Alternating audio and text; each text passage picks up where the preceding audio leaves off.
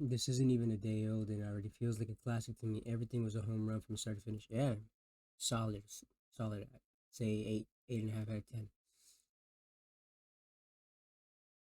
Video on that, as well as episodes that focus on the simple yet complex side characters. You know, the writers are in their groove when they start giving lore to these absolute jobber characters. That, or they're just running out of ideas. I wish I could spend just one day on the other side of the mirror. Well, let's switch places for the day. Oh, peace. Shut up! Shut up! We're not here to be negative. It's just character building. Hee. See, as any good show continues, we have to have character development. And with a show as long as Adventure Time, this is almost a guarantee. Finn the human, who first starts off as an immature boy who just wants to fight monsters, eventually goes through puberty, to the point where he starts doing some ridiculously obscene shit. Yeah, we had the whole wet dreams thing.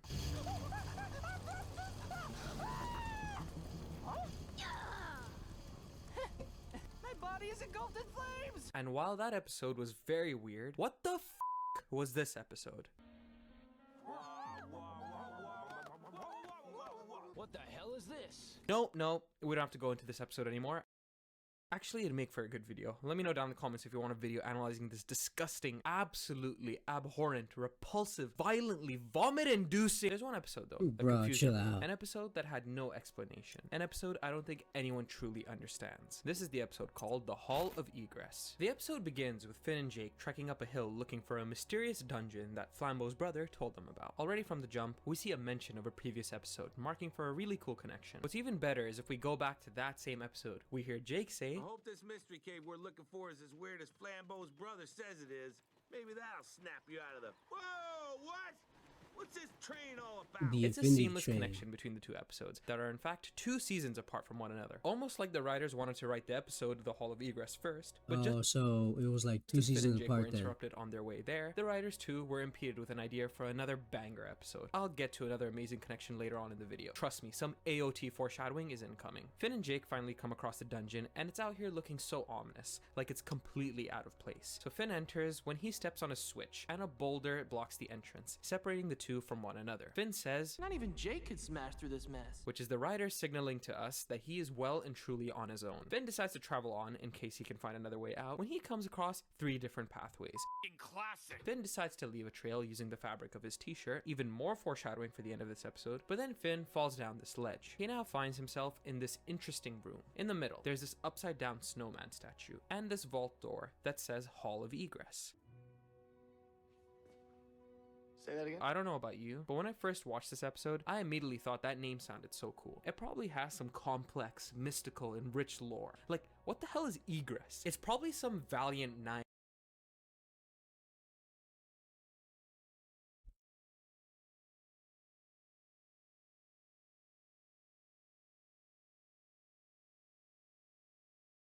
Oh, it's the egret, not the egress. Or a cool dragon that did some absolutely insane shit. What's egress mean? Exit. Oh.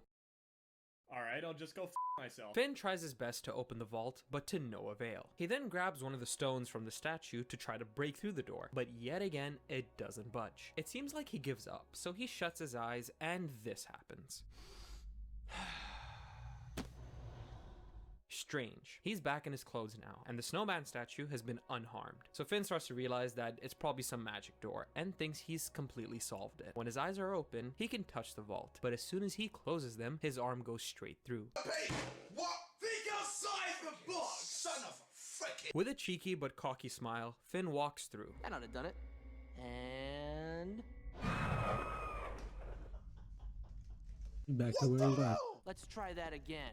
He begins to feel around for things, and he finds a thread. Maybe the one that he left in the beginning? He follows the thread, but then he falls down a trapdoor with 3 spikes at the bottom. So Finn decides that it'd be best to plan his route and go back. So he opens his eyes. Fiendish. Such a random word to say, but fits the entire situation perfectly. Finn decides to map out the path he quote-unquote sees when he closes his eyes. He follows his own directions, but the tunnel now has completely changed. He doesn't find a thread. He now touches a sign that reads egress and immediately starts running in that direction. As he continues, he discovers more and more signs, and it seems like he's finally made his way out. Oh, come on! Finn sits alone in that dark room and says, Every map I make is wrong. All the exit signs led to traps. It's almost like the maze is trying to tell me something. Something confusing. Then he's all like, screw this cryptic BS, and he just starts running. Alright, let's go.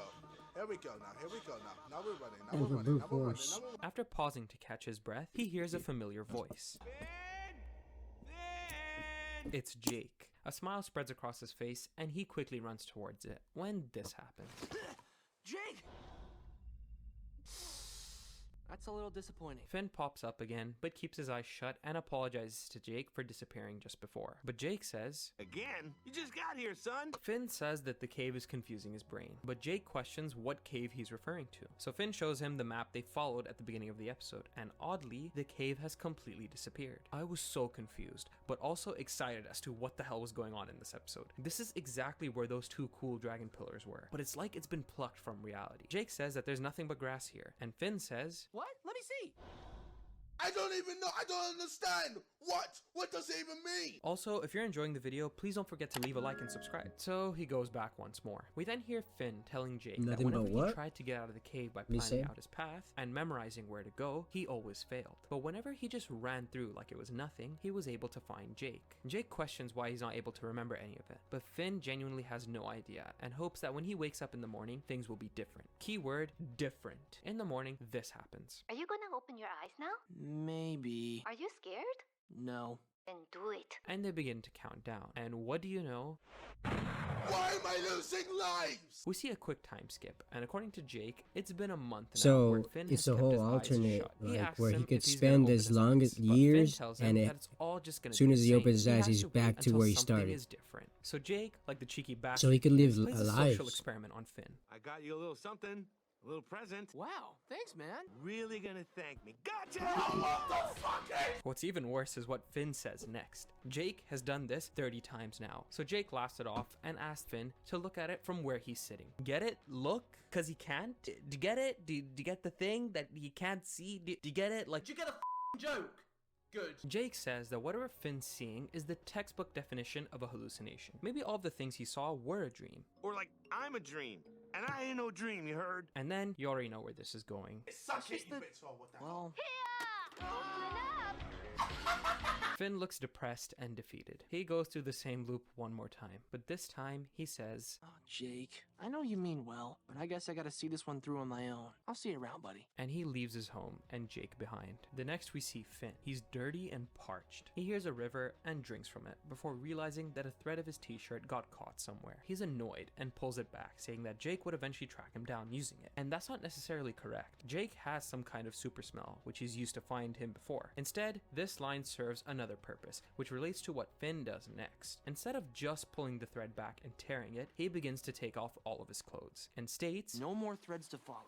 No more egress. The next we see him, he looks like a caveman. He's dirty, practically naked, living out in the wild and eating shit like skunks. It's unclear how long it's been, but judging by how he's acting, it's been a long time. We see Finn go to many places, but then this is where I lost my shit. He ends up in the desert lands, and we see that same cave. It's just in a completely new place. Finn keeps going, unaware that he just entered the cave. He misses the stone that trapped him in the first place. And remember the ledge he Oh, fell so it off the goes first time? around There's now a ramp. He states he's inside, happy to be and he somewhere ends up in the cool, same and that no place. one is gonna find him here. But then he eventually bumps into the vault, feels for it, and quickly realizes. Huh?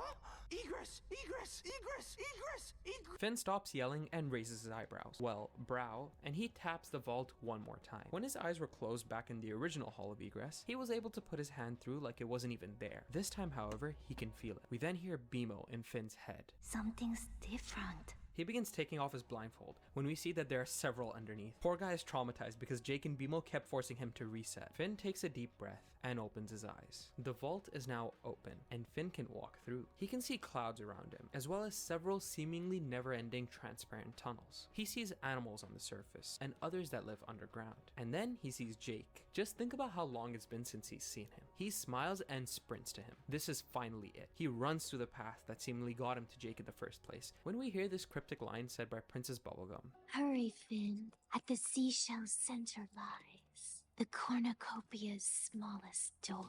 the screen shakes and we see Finn finally emerge from the rocks in pure elation. Jake turns around slowly as the rocks hit him and Finn embraces his brother after who knows how long. That must have been some cave. No comment. So I know what you're thinking. Beautiful. What is this? Well, as you know, we had some new investors that have come What in. is this? Let's analyze what on earth we just watched. Here's what I think happened. This episode is one of the few times we see Finn alone without Jake. Yes, we've had some episodes prior where the two are separated, but this episode is mainly about how Finn can get himself out of a predicament unfamiliar to him without Jake's help. He tries a bunch of ways to get out, including mapping his whereabouts. None of it works. Only when he starts Charging him willy-nilly? could he escape and find Jake. Every time he starts again, he simply waits for something. He's waiting for the right moment, but it never comes. Because A, he's not doing anything and is in his comfort zone with Jake and BMO, and B, Jake and BMO always end up opening his eyes. In past episodes, most of the time when Finn is faced with challenges on the show, he tries to find his own way to overcome it. We see this in Another Way, when Finn refuses to let these creepy ass doctors kiss his broken ankle better, and he goes batshit insane, shouting, My way! Yeah! It is only when Finn leaves Jake and BMO that something starts to feel different. He takes off all of his clothes as a means to strip away everything he was, and now symbolically stepping into adulthood, a man. We see this as he begins to learn to survive in the wild without Big Brother Jake to help him or anything. And just like in the Hall of Egress, he travels blind into the unknown, because after all, that's what adulthood or any new stage of your life is. It's uncharted territory. He misses the booby trap that trapped him in the first place, and the ledge that he fell off from now has a slope, like the hall is telling him to quote-unquote trust the process. Not everything is in your control. The future can be scary, but you have a choice. You can either try to control every outcome and run from uncertainty, or you can let the future unfold naturally, just as Finn eventually does, without overthinking or forcing it. Let's quickly analyze that cryptic bubblegum quote. Hurry, Finn. At the seashell's center lies the cornucopia's smallest door. This has a variety of meanings and interpretations, so let me just pin down what I think. Seashells symbolize growth and resilience. Cornucopia refers to something being in abundance or great supply, and the smallest door refers to Finn's next stage of his life. Seashells are typically spiral shaped, representing his repeated journeys between the hall and home as he struggles to escape. The cornucopia, I believe, refers to Finn's unlimited potential, because as we've seen in the show, there is an abundance of it. His potential to be a better brother, a better friend, and a better hero. But the only way to get through that door is by letting go. No more threads to follow.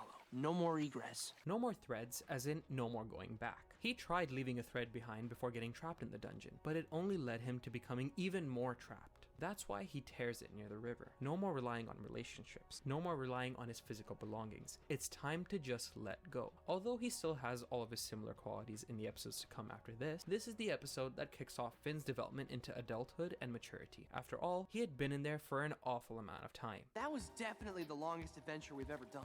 What about when you got trapped in a mine dungeon for a bunch of years? Being in there that long is cause for maturation. Finn is resilient in his journey. He doesn't give up and emerges a new person. That concludes theory 1. This seems to be the more accepted theory among the fan base, but I want to build on that, so... Theory 2! Finn at this current moment in the show has gone through a lot. The guy lost his arm, found his biological father, learned he was a two-timing rat, and began to question whether he should have searched for his true origins at all. He even has to say goodbye to him when the Catalyst Comet offers Finn a new mode of existence in the season 6 finale. Quick lore recap. Finn's had a myriad of past lives. One of them was a Catalyst Comet that arrives on Earth every 1,000 years, bringing with it an agent of change. It brought about the existence of Finn, representing all good in the universe, and even brought about the Lich, representing all evil. Just wanted to give some backstory for the people who haven't seen the show. Finn denies the Catalyst Comet's offer to reincarnate into a new life because he wants to see what his current life has to offer. Martin, Finn's father, wants to take the offer for himself, which understandably pisses Finn off. Are you seriously trying to bail out again? Martin says to Finn, "You burn enough bridges, the only direction to move is forward." Finn seems to accept that his father won't change, and Martin says, "Goodbye, son." Some wise words, bro. Presumably inhabiting a new existence somewhere in Ooh, or maybe in a different reality. It's not clear. Just look at what Finn says here in the Hall of Egress. I'm Finn Mertens, you heard? I don't need no nothing. Watch me. Mertens being the surname of Martin. Despite all of their issues, he still sees him as his dad. Although Finn comes to terms with the kind of guy his father was, it's still a heavy loss for him, because as far as he knows, it was the last link he had to his human heritage, and he may never find out where he truly came from. "Goodbye, son." Finn also ruined his relationship with Flame Princess by constantly forcing her and the Ice King to fight, just because it gave him wet dreams. Yes, seriously. The guy also had to observe an alternate wish reality where he became crazy with ice powers and indirectly destroyed the world. Man needs a maid, a man needs a maid, a man needs a maid! Housekeeping. and although he convinces Prismo to change the reality slightly, you can tell that Finn is deeply affected by it. Just look what he says here. Huh, that's his family. And what is the episode that comes straight after this? Hall of Egress. Him tearing off his clothes is symbolic. He is getting rid of all of his past trauma and bad memories involving his dad, the Lich, Flame Princess, to strip away all the hurt and agony. This connects to Martin's quote about moving forward. In a way, Finn tearing off his clothes is him burning his bridges of suffering. This episode is him saying goodbye to his trauma. Thus the name Hall of Egress, as in to exit that part of his life for something new. Although things don't necessarily get better right away, Finn eventually finds more humans. He finds his mother, albeit a digital version of her, and more or less figures out how he got to Ooh. He makes up with Flame Princess. Finn does lose his arm, however, but he states himself that it feels natural to only have one arm. But there's one more theory that works in tandem with the previously stated ones. You see this snowman at the center of the hall? It's upside down, so many people have speculated that if Finn had just put the snowman upright, the vault would have opened. I like this theory because it fits in with Finn's character. One of the first things he does is grab the stones of the snowman and throw them at the vault. Ultimately, I think the Hall of Egress is relative to whoever enters it. Its design is meant to take them on a journey of self-reflection and self-improvement. The snowman is placed in the center because the hall knows Finn won't think about the simple option and instead resorts to brute forcing his way through. It's genius storytelling. Oh yeah, real quick, let me show you just how insane the foreshadowing of Adventure Time is. As I mentioned previously, Dungeon Train is deeply connected to this episode. See, this one takes place a few episodes after Flame Princess dumps Finn. On the way to the mysterious cave, which we now know was the Hall of Egress, Finn says to Jake, Like, my inside voice has been kinda quiet lately. Not a lot of instructions forthcoming, you know? he's in a strange and uncomfortable place that he doesn't know how to navigate. That's when they come across the Dungeon Train. They enter and they find out that each car is like a level in a video game, with each of them having different creatures to fight. Enemies even drop loot after getting defeated. There's even a Boss battle!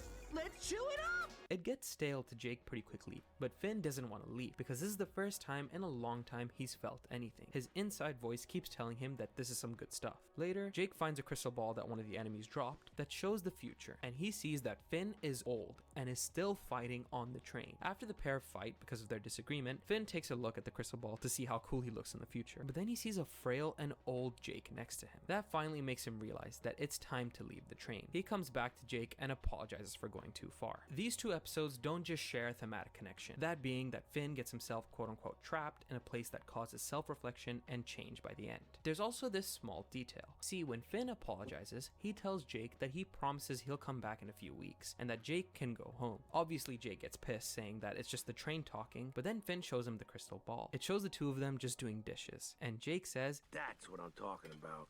That is what I'm talking about.